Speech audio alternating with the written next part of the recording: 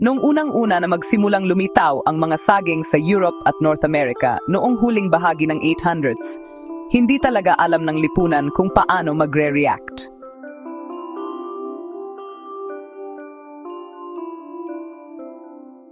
Dahil sa kanilang kakaibang hugis at hands-on na paraan ng pagkain nito, inaasahan ng mga Victorian, especially women, na kumain ng saging ng napaka-discreet, minsan pa nga ay gumagamit ng kutsilyo at tinidor.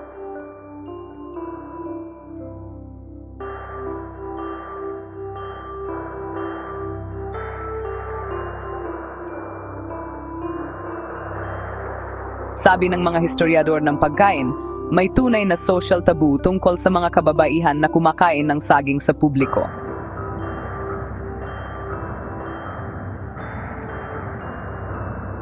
Upang matulungan na basagin ang persepsyong ito at gawing acceptable ang prutas para sa lahat, talagang ipinamahagi ng mga maagang importer ng saging at mga marketing team ang mga postcard at advertisements na nagpapakita ng mga respetableng kababaihan na nakikinabang sa saging. Umaasa na normalin ang prutas at mapataas ang benta.